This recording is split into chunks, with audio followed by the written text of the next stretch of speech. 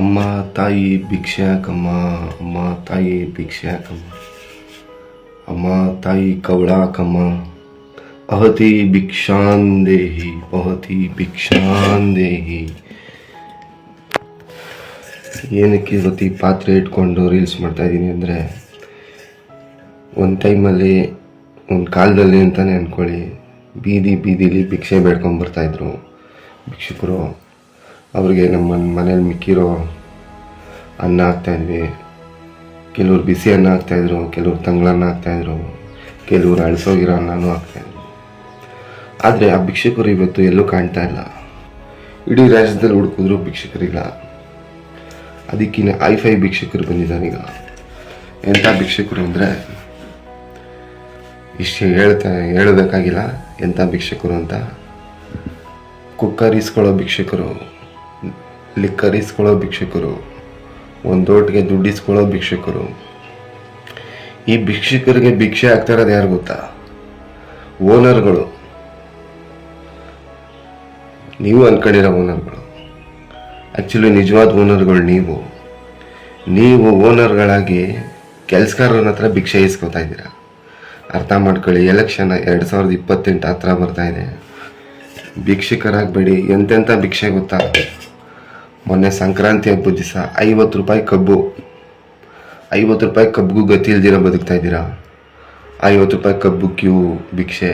ಎಲ್ಲರೂ ಅಲ್ಲ, ಕೆಲವರು ಇದನ್ನ ವಿಡಿಯೋ ನೋಡಿ ಆದರೂ ಇಲ್ಲ ಸ್ವಾಭಿಮಾನಿಗಳಾಗಿ ಬದುಕ್ತೀವಿ ನಾವು, ನಮ್ಮ ದುಡ್ಡು ಮೇಲೆ ಬದುಕ್ತೀವಿ, ಯಾವ ಭಿಕ್ಷೆಯಿಂದನೂ ಬದುಕಲ್ಲ ಅಂತ ಹೇಳಿ ಇನ್ಮೇಲಾದರೂ ಸ್ವಾಭಿಮಾನಿಗಳಾಗಿ ಬದುಕಿ.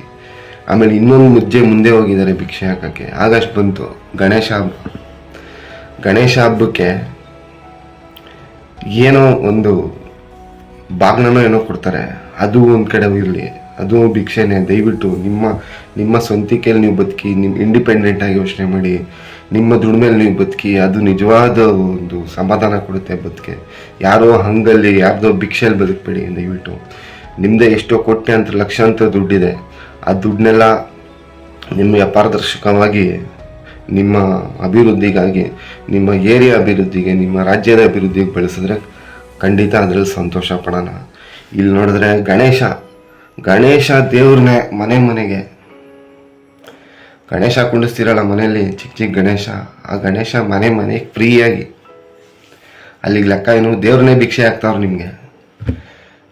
ಇನ್ನೆಂಥ ಪ್ರಜ್ಞಾವಂತರು ನಾವು ಅಂತ ಅರ್ಥ ಮಾಡ್ಕೊಳ್ಳಿ. ಇಲ್ಲಿ ನಿಮಗೆ ದುಡ್ಡು ಖರ್ಚು ಮಾಡ್ತೀರಾ, ನಿಮಗೆ ನಿಮ್ಮ ಭಾಷೆಯಲ್ಲಿ ಹೇಳೋದಾದರೆ ನಿಮ್ಮ ಭಾಷೆಯಲ್ಲಿ ಹೇಳಿದ್ರೆ ಫ್ರೀಯಾಗಿ ಕೊಡ್ತೀರಾ, ನಮ್ಮ ಭಾಷೆಯಲ್ಲಿ ಹೇಳೋದಾದರೆ ಭಿಕ್ಷೆ ಹಾಕ್ತೀರಾ. ನಿಮ್ಮನ್ನು ನಾಯಕರನ್ನಾಗಿ ಮಾಡಿ, ಪ್ರಜೆಗಳನ್ನ ನಾವು ಓನರ್ಗಳನ್ನಾಗಿ ಮಾಡಿ, ನಾವು ಕೆಲಸಗಾರರಾಗ್ತೀವಿ ಅಂತ ಹೇಳ್ತಾರ. ಆ ಪಕ್ಷಕ್ಕೆ ಮತ ನೀಡಿ. ಅದು ಯಾವ ಪಕ್ಷ ಅಂತ ನಾನು ಹೇಳಲ್ಲ, ಯೋಚನೆ ಮಾಡಿ. ಆ ಥರ ಪಕ್ಷ ಅದೇ ಪಕ್ಷ ಆಗಬೇಕು ಅಂತೇನಿಲ್ಲ. ಯಾರೇ ಬಂದ್ರೂ ಇಂಡಿಪೆಂಡೆಂಟಾಗಿ ಯೋಚನೆ ಮಾಡಿ. ಅಲ್ಲಿ ಏನು ನಡೀತಾ ಇದೆ, ನಾಯಿಗೆ ಬಿಸ್ಕೆಟ್ ಹಾಕ್ಬಿಟ್ಟು ಮನೇನ ಕಳ್ತನ ಮಾಡೋದು ದೊಡ್ಡ ವಿಷಯ ಅಲ್ವಾ? ಹಾಗೆ ಅದೇ ರೀತಿ ನಿಮಗೇನೋ ಒಂದು ಭಿಕ್ಷೆ ಹಾಕ್ಬಿಟ್ಟು ನಿಮ್ಮನ್ನು ಡೈವರ್ಟ್ ಮಾಡಿ ಅವರು ಏನು ಮಾಡ್ಕೋಬೇಕೋ ಮಾಡ್ಕೊತಾ ಇದ್ದಾರೆ. ಇದು ಕಣ್ಣಾರೆ ನಾವು ನೋಡಿರೋದು, ಯಾವುದೂ ಸುಳ್ಳಲ್ಲ. ಆಮೇಲೆ ಎಷ್ಟೋ ಮೀಡಿಯಾಗಳಲ್ಲೇ ಯಾವ ಲೆವೆಲ್ಗೆ ಹೋಗಿದೆ ಅಂದರೆ, ಈಗ ಪ್ರಣಾಳಿಕೆ ಭಿಕ್ಷೆ, 6 ಸಿಲಿಂಡರ್ ಭಿಕ್ಷೆ, ಅದೇ ಇದು ಚಿನ್ನ ಭಿಕ್ಷೆ, ಆಮೇಲೆ ಬಸ್ಸು ಟಿಕೆಟ್ ಭಿಕ್ಷೆ. ನಾನು ಏನಕ್ಕೆ ಈ ಪದ ಬಳಸ್ತಾ ಇದ್ದೀನಿ ಅಂದರೆ, ನಿಜವಾಗ್ಲೂ ನಾನಂತೂ ಸ್ವಾಭಿಮಾನಿಯಪ್ಪ. ನಾನು ಯಾರ ಹಂಗಲ್ಲೂ ಬದುಕಲ್ಲ. ನನಗೆ ತಿಳಿದಂಗೆ ನಾನು 8 ವರ್ಷದಿಂದ ನನಗೆ ಜ್ಞಾನೋದಯ ಆಗಿದೆ. ನನ್ನ ಓಟನ್ನು ನಾನು ಮಾರ್ಕೊಳ್ಳಲ್ಲ. ನಾನು ಯಾರ ಭಿಕ್ಷೆಲೂ ಬದುಕಲ್ಲ. ನನ್ನ ದುಡ್ಡು ಮೇಲೆ ನಾನು ಬದುಕಬೇಕು ಅಂತ ನನಗೆ ಜ್ಞಾನೋದಯ ಆಗಿದೆ. ನಿಮ್ಗೆ ಈಗಲಾದರೂ ಜ್ಞಾನೋದಯ ಆಗಲಿ ಪ್ರಜೆಗಳೇ. ಯಾರು ನಿಮ್ಮನಿಗೆ ಭಿಕ್ಷೆ ಹಾಕಿ ನಿಮ್ಮನ್ನು ಭಿಕ್ಷಕರು ಮಾಡ್ತಾ ಇದ್ದಾರೆ ಅವ್ರನ್ನ ನಂಬೇಡಿ. ನೀವು ನಾಯಕರಾಗಿ ಪ್ರಜೆಗಳು ಗೆಲ್ಲಿ ಅಂತ ಹೇಳ್ತಾ ಇರೋವ್ರನ್ನ ನಂಬಿ ಸ್ವಾಭಿಮಾನಿಗಳಾಗಿ, ಓನರ್ಗಳಾಗಿ. ಆಯಿತಾ? ಇಷ್ಟು ಹೇಳ್ತಾ ನಾನು ಮಾತು ಮುಗಿಸ್ತಾ ಇದ್ದೀನಿ. ಅರ್ಥ ಆಗಿರೋರು ಕಮೆಂಟ್ ಮುಖಾಂತರ ತಿಳಿಸಿ, ಅರ್ಥ ಆಗದೆ ಇರೋರು ಅರ್ಥ ಮಾಡ್ಕೊಳ್ಳಿ. ಅರ್ಥ ಆಗಿದ್ರು ಅರ್ಥ ಆಗಿಲ್ಲದೆ ಇರೋ ಥರ ನಾಟಕ ಆಡೋರು ನಿಮ್ಮ ಕಮೆಂಟ್ಸ್ ಯಾವ ಥರ ಬರುತ್ತೆ ಅಂತ ನನಗೆ ಗೊತ್ತು. ಅದಕ್ಕೆಲ್ಲ ತಲೆ ಕೆಡಿಸ್ಕೊಳ್ಳಲ್ಲ.